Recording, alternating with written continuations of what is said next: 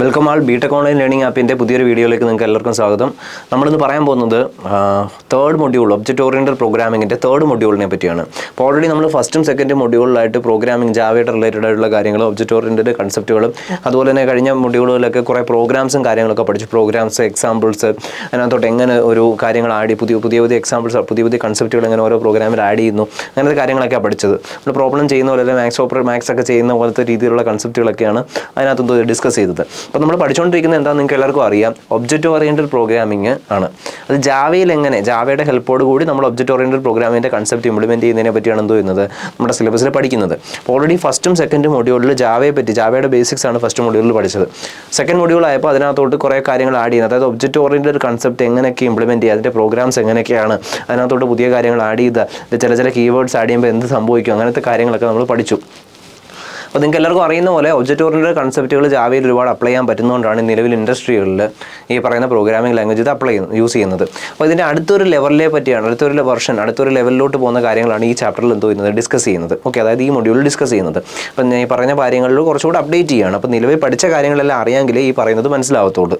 Okay, ഫസ്റ്റും സെക്കൻഡും മൊഡ്യൂളും കൃത്യമായിട്ട് മനസ്സിലാക്കിയെങ്കിൽ മാത്രമേ തേർഡ് മൊഡ്യൂൾ അണ്ടർസ്റ്റാൻഡബിൾ ആവത്തുള്ളൂ. കാര്യം അതിനകത്ത് കാര്യങ്ങൾ ആഡ് ചെയ്ത് പോകുന്നൊരു കോൺസെപ്റ്റാണ്. പുതിയ കുറച്ച് കാര്യങ്ങൾ ഇതിനകത്തോട്ട് ആഡ് ചെയ്യുന്നുണ്ട്, നമ്മുടെ ഈ തേർഡ് മൊഡ്യൂളിലോട്ട് ആഡ് ചെയ്യുന്നുണ്ട്. ആ ആഡ് ചെയ്യുന്ന കാര്യങ്ങളാണ് നമ്മൾ ഇവിടെ പഠിക്കുന്നത്. അപ്പം നിലവിൽ വെച്ചേക്കുന്ന കാര്യത്തിലോട്ട് കുറച്ച് കാര്യങ്ങൾ ആഡ് ചെയ്ത് പോവുകയാണ് ചെയ്യുന്നത്. ഓക്കെ, അപ്പം നമുക്ക് ടോപ്പിക്കിലോട്ട് വരാം. നമ്മൾ തേർഡ് മൊഡ്യൂളിൽ ആദ്യം പഠിക്കാൻ പോകുന്നത് പാക്കേജസുകളെ പറ്റിയാണ്. ഓക്കെ, എന്താണ് പാക്കേജസ്? നമ്മൾ പാക്കേജസ് എന്നൊക്കെ പലയിടത്തും കേട്ടിട്ടുണ്ട്. പാക്കേജുകൾ എന്തായിരിക്കും പാക്കേജ്? അപ്പോൾ നമ്മൾ ടൂർ പാക്കേജ് എന്നൊക്കെ പറയില്ലേ. ഇപ്പോൾ ടൂർ പാക്കേജ് എന്നൊക്കെ പറഞ്ഞാൽ എന്താ? ടൂർ പാക്കേജ് എന്ന് പറയുമ്പോൾ അതിനകത്ത് ഒരു കാര്യമായിരിക്കും. ഒരു ടൂർ പാക്കേജ് എന്ന് പറഞ്ഞാൽ ചിലപ്പോൾ മണാലി പോകുന്നതുണ്ട്, കുളു മണാലി, കശ്മീർ, അതുപോലെ തന്നെ കന്യാകുമാരി, അങ്ങനത്തെ എല്ലാം കൂടെ ഉള്ള പാക്കേജസ് കാണും. അപ്പോൾ പാക്കേജ് എന്ന് പറയുമ്പോൾ ഒന്നിലധികം സ്ഥലങ്ങൾ കാണും, അതെല്ലാം കൂടെ ചേർന്നായിരിക്കും. അതിനകത്ത് ഫുഡ് അക്കോമഡേഷൻ കാണും, അതുപോലെ തന്നെ ഇത്ര ദിവസം കാണും, അങ്ങനത്തെ കാര്യങ്ങളൊക്കെ ആ പാക്കേജിൽ അവരെന്തോ ചെയ്യും, പ്രൊവൈഡ് ചെയ്യും. പിന്നെ ഫാമിലി ആയിട്ട് പോകാൻ പറ്റുമെങ്കിൽ അങ്ങനെ. അപ്പോൾ പാക്കേജ് എന്ന് പറഞ്ഞാൽ കുറേ കാര്യങ്ങളുടെ കളക്ഷൻ അത് ഒന്നിച്ചാക്കി തരുവാണെങ്കിൽ, കുറേ കാര്യങ്ങളുടെ ഒരു കളക്ഷനെ ഒന്നിച്ചാക്കി തരുവാണെങ്കിൽ നമുക്ക് അതിനെ എന്ത് വിളിക്കാം?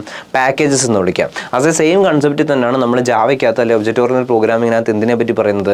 പാക്കേജസുകളെ പറ്റി പറയുന്നത്. ഓക്കെ ആണല്ലോ. അപ്പോൾ ഈ പാക്കേജസ് എന്താണ് എന്നുള്ള കാര്യമാണ് ഇവിടെ എന്ത് ചെയ്യുന്നത് ഡിസ്കസ് ചെയ്യുന്നത്. ഓക്കെ, അപ്പോൾ സ്ക്രീനിലോട്ട് നോക്കിക്കോളാം. എന്താണ് പാക്കേജ് എന്ന് ഇവിടെ പറഞ്ഞിട്ടുണ്ട്. അപ്പോൾ റിലേറ്റഡ് ആയിട്ടുള്ള ക്ലാസ്സുകളെ, അതായത് പരസ്പര ബന്ധമുള്ള ക്ലാസ്സുകളെ ഒന്നിച്ചാക്കി വെക്കുന്ന ഒരു പ്രോസസ്സാണ് എന്ത്? പാക്കേജസ്. അത് എന്തിനാണ് അങ്ങനെ ചെയ്യുന്നതെന്ന് ചോദിച്ചു കഴിഞ്ഞാൽ പെട്ടെന്ന് റീയൂസ് ചെയ്യാൻ വേണ്ടിയാണ്. പിന്നെ നമുക്ക് കോൾ ചെയ്യുമ്പോൾ ഫംഗ്ഷൻ കോളൊക്കെ നമ്മൾ പഠിച്ചിട്ടുണ്ട്. ഫംഗ്ഷനെ കോൾ ചെയ്യുമ്പോഴൊക്കെ വിളിക്കാതെ, അതായത് കോൾ ചെയ്യാതെ ഇത് വർക്ക് ആവത്തുമില്ല. ഓക്കെ, അപ്പോൾ അവിടെയൊക്കെയാണ് പാക്കേജസ് എന്ന് പറയുന്ന കൺസെപ്റ്റ് കൂടുതലായിട്ട് യൂസ് ചെയ്യുന്നത്. അപ്പോൾ ഇവിടെ ശ്രദ്ധിച്ചോളൂ. അപ്പോൾ പാക്കേജസിൻ്റെ ഒരു ഡെഫിനേഷനാണ് ഈ കൊടുത്തേക്കുന്നത്.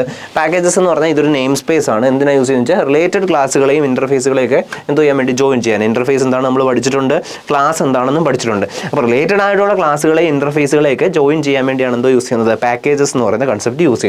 ഓക്കെ, റിലേറ്റഡ് ആയിട്ടുള്ള ക്ലാസ്സുകളെയും ഇൻ്റർഫേസുകളെയും ജോയിൻ ചെയ്യാൻ കൊണ്ടുവരുന്ന ഒരു നെയിം സ്പേസ് ആണ് എന്ത്? ഈ പറയുന്ന പാക്കേജസ്. ഓക്കെ, അപ്പോൾ ഈ പാക്കേജസ് എന്ന് പറഞ്ഞാൽ രണ്ട് തരത്തിലുള്ള പാക്കേജസ് നമുക്ക് എവിടെ ഉണ്ട്? ജാവയിൽ അവൈലബിൾ. അപ്പോൾ ഒന്നെന്ന് പറഞ്ഞാൽ ബിൽട്ടിൻ, രണ്ടാമത്തേന്ന് പറഞ്ഞാൽ യൂസർ ഡിഫൈൻഡ്. എന്താണ് ബിൽട്ടിൻ, എന്താണ് യൂസർ ഡിഫൈൻഡ് പഠിച്ചിട്ടുള്ളതായിരിക്കും മുമ്പ് വേറെ പ്രോഗ്രാമിംഗ് ലാംഗ്വേജുകളിലൊക്കെ. ബിൽട്ടിൻ എന്ന് പറഞ്ഞു കഴിഞ്ഞാൽ ഓൾറെഡി ജാവയിൽ ഡിഫൈൻ ചെയ്ത് വെച്ചേക്കുന്ന പാക്കേജസ് ആണ് എന്ത്? Built-in packages. It's already defined, അതിനകത്ത് ഓൾറെഡി ഉണ്ട്, ആ പാക്കേജസ് ഓൾറെഡി ഉണ്ട്, നമ്മൾ അതിനെ എടുത്തിട്ട് യൂസ് ചെയ്താൽ മതി. ഓക്കെ, പക്ഷേ യൂസർ ഡിഫൈൻഡ് എന്ന് പറഞ്ഞാൽ അങ്ങനെയല്ല, യൂസർ ഡിഫൈൻ ചെയ്ത് വെച്ചേക്കുവാണ്. Okay, built in packages already define ചെയ്ത്. യൂസർ ഡിഫൈൻഡ് എന്ന് പറഞ്ഞാൽ അങ്ങനത്തെ കേസല്ല. യൂസർ ഡിഫൈൻഡ് എന്ന് പറഞ്ഞു കഴിഞ്ഞാൽ നമ്മളവിടെ യൂസറിന് അവന് വേണ്ട രീതിയിൽ പാക്കേജസിനെ അവർക്ക് ആവശ്യമുള്ള രീതിയിൽ ഡിഫൈൻ ചെയ്യാം. അയാളുടെ ഇഷ്ടമാണ്, യൂസറിന് ഇഷ്ടമാണ് എങ്ങനെ ഡിഫൈൻ ചെയ്യണമെന്ന്. അപ്പോൾ യൂസറിന് ചില ആവശ്യങ്ങൾ വരുമ്പോഴാണ് അയാൾ എന്തോ ഇത്തരത്തിൽ കേസസിൽ ഡിഫൈൻ ചെയ്യുന്നത്. അപ്പോൾ ഇത്തരം പാക്കേജസുകളാണെങ്കിൽ അതിനെ നമുക്ക് എന്ത് വിളിക്കും? യൂസർ ഡിഫൈൻഡ് പാക്കേജസ് എന്ന് വിളിക്കും. അതല്ല, നമുക്ക് ഓൾറെഡി എക്സിസ്റ്റിംഗ് ആയിട്ടുള്ള കുറച്ച് കാര്യങ്ങൾ എടുത്തിട്ട് യൂസ് ചെയ്യാമെങ്കിൽ അതിനെ എന്തോ വിളിക്കും? ബിൽട്ടിൻ എന്ന് വിളിക്കും. അത് റിസർവ്ഡ് ആയിരിക്കും, അവിടെ ഉള്ളത് നമുക്ക് എടുത്തിട്ട് യൂസ് ചെയ്യാം. യൂസർ ഡിഫൈൻ എന്ന് പറഞ്ഞാൽ നമ്മുടെ ആവശ്യത്തിന് വേണ്ടി ഡിഫൈൻ ചെയ്യാം. അപ്പോൾ രണ്ട് തരത്തിലുള്ള പാക്കേജസ് ആണ് ഓൾറെഡി ഉള്ളത്. അപ്പോൾ നമ്മുടെ പാക്കേജ് എന്ന് പറഞ്ഞാൽ ഒരു നെയിം സ്പേസ് ആണെന്നും അതൊരു ക്ലാസ്സുകളുടെ ഇൻ്റർഫേസുകളുടെ ഒരു കളക്ഷൻ ആണെന്നും വേണേൽ പറയാം. രണ്ട് തരത്തിൽ പാക്കേജ് ഡിഫൈൻ ചെയ്യാം. ഒന്ന് യൂസർ ഡിഫൈൻഡ് എന്നും പിന്നെന്താ ബിൽട്ടിൻ എന്നും പറഞ്ഞ് ഡിഫൈൻ ചെയ്യാം. ഓക്കെ ആണല്ലോ? ഓക്കെ അല്ലേ? ക്ലിയർ അല്ലേ? അപ്പം അങ്ങനെയാണെങ്കിൽ നമുക്ക് അടുത്തിലോട്ട് പോകാം. അപ്പോൾ അടുത്തത് എന്താണ് പാക്കേജ് എന്ന് നമ്മൾ ഓൾറെഡി പറഞ്ഞു. പാക്കേജ് ഡിഫൈൻ ചെയ്യാൻ വേണ്ടി നമ്മൾ എന്തോ യൂസ് ചെയ്യും? യൂഷ്വലി ഒരു കീവേഡ് യൂസ് ചെയ്യും. കീവേഡിൻ്റെ പേര് പാക്കേജ് എന്ന് പറയുന്നൊരു കീവേഡാണ്. പാക്കേജ് ഡിഫൈൻ ചെയ്യാൻ ഉപയോഗിക്കുന്ന കീവേഡ് ഏതാ? പാക്കേജ് എന്ന് പറയുന്ന കീവേഡ്. എന്ത് കീവേഡാണ്? പാക്കേജ്. അപ്പോൾ പാക്കേജ് എന്ന് പറയുന്ന കീവേഡ് കൊടുത്തെങ്കിൽ മാത്രമേ എന്ത് ചെയ്യാൻ പറ്റൂ? പാക്കേജ് ഡിഫൈൻ ചെയ്യാൻ പറ്റൂ. അപ്പോൾ ദിസ് കീവേഡ് നിങ്ങൾ പഠിച്ചിട്ടുണ്ടല്ലോ, പഠിച്ചിട്ടില്ലേ? ഉണ്ട്.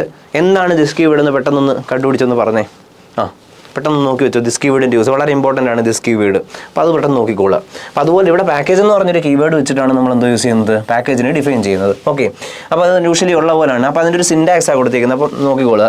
Syntax package, my package. പാക്കേജിൻ്റെ പേരാണ് മൈ പാക്കേജ്.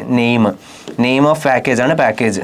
ഓക്കെ, പാക്കേജ് കൊടുക്കുക, പാക്കേജിൻ്റെ ഒരു നെയിം കൊടുക്കുക. ഞാൻ കൊടുത്ത പേര് മൈ പാക്കേജ് എന്നാണ്, നിങ്ങൾക്ക് ഇഷ്ടമുള്ള പേര് കൊടുക്കാം. അപ്പോൾ എന്നിട്ട് അത് ഡിഫൈൻ ചെയ്യുക. എന്നിട്ട് അത് സേവ് ചെയ്യുന്നത് എങ്ങനെയാണ് സേവ് ചെയ്യുന്നതെന്ന് വെച്ച് കഴിഞ്ഞാൽ ഒരു കാര്യമുണ്ട്. നമ്മൾ ക്ലാസ് നെയിംസ് എങ്ങനെയാണ് സേവ് ചെയ്തേ, പ്രോഗ്രാമിൻ്റെ നെയിം എന്താണോ അത് കൊടുക്കുന്ന എന്താ, ക്ലാസിൻ്റെ നെയിമാണ് പ്രോഗ്രാം നെയിമായിട്ട് കൊടുക്കുന്നത്. അതുപോലെ പാക്കേജിൻ്റെ പേര് എന്താണോ അത് വെച്ച് സേവ് ചെയ്യണം. അപ്പോൾ ഇവിടെ പാക്കേജിൻ്റെ പേര് മൈ പാക്കേജ് എന്നായതുകൊണ്ട് മൈ പാക്കേജ് എന്ന് പറയുന്ന നെയിം വെച്ചിട്ട് നിങ്ങൾ എന്തോ ചെയ്യാവും, സേവ് ചെയ്യാവും. മറന്നുപോകല്ലേ, what is your package name, my package. You should save with only that name. ആ നെയിം വെച്ച് സേവ് ചെയ്യാൻ പറ്റും. ക്ലാസിൻ്റെ അതേ കൺസെപ്റ്റ് തന്നെ. ഓക്കെ, ക്ലിയർ അല്ലേ? അപ്പോൾ അങ്ങനെയാണ്. നമുക്ക് അടുത്തയിലോട്ടൊന്ന് പോയാലോ.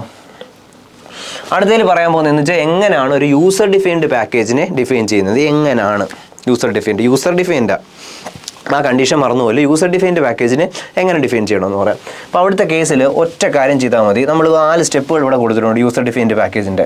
ഓക്കെ, അപ്പം ഈ യൂസർ ഡിഫൈൻഡ് പാക്കേജിൻ്റെ സ്റ്റെപ്പ് എന്ന് പറഞ്ഞാൽ അതാ ഫസ്റ്റ് സ്റ്റെപ്പാണ് പറഞ്ഞേക്കുന്നത്. നമ്മൾ ആദ്യം എന്ത് ചെയ്യണം, പാക്കേജിനൊരു നെയിം കൊടുക്കണമായിരിക്കും. പിന്നെ അടുത്തതെന്ന് പറഞ്ഞു കഴിഞ്ഞാൽ ഇവിടെ പറഞ്ഞേക്കുന്നത് അവിടെ ക്ലാസ് നെയിം കൊടുക്കണം, പിന്നെ കമ്പൈൽ ചെയ്യണം. ഇത്രയേ ഉള്ളൂ. 3 സ്റ്റെപ്പുകളിൽ എന്തോ ചെയ്യും, കാര്യം കഴിയും. ഓക്കെ, അപ്പോൾ ആദ്യത്തെ കേസ് എന്ന് പറഞ്ഞാൽ നമ്മൾ ഒരു ഫോൾഡർ ക്രിയേറ്റ് ചെയ്യണം. ഫോൾഡർ ക്രിയേറ്റ് ചെയ്യുമ്പോൾ ആ ഫോൾഡറിൻ്റെ പേര് മൈ പാക്കേജ് എന്നാണ്. അങ്ങനെ അതിനുശേഷം എന്തോ ചെയ്യും, ജാവയുടെ ക്ലാസ് കൊടുക്കണം. എന്തോ വിത്ത് പാക്കേജ് ഡിക്ലറേഷൻ.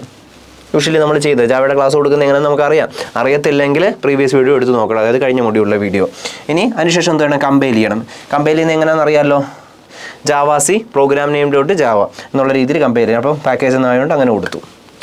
ക്ലിയർ ആണല്ലോ? അപ്പോൾ അത് അന്നേരം എന്തോ കമ്പയർ ചെയ്യാം. അപ്പോൾ ഇത്ര 3 സ്റ്റെപ്പുകളേ ഉള്ളൂ. ആദ്യം ഫോൾഡർ ക്രിയേറ്റ് ചെയ്യണം, അതിനുശേഷം എന്ത് ചെയ്യണം, ഈ പറയുന്ന പോലെ ജാവയുടെ പാക്കേജസ് ഇൻക്ലൂഡ് ചെയ്യണം, അതിനുശേഷം എന്ത് ചെയ്യണം, കമ്പയർ ചെയ്യണം. അപ്പോൾ 3 സ്റ്റെപ്പ് ഇടാകുമ്പോൾ എന്തോ ഇത് കംപ്ലീറ്റ് ആയി. ഓക്കെ, 3 സ്റ്റെപ്പിൽ തീർക്കാൻ പറ്റും.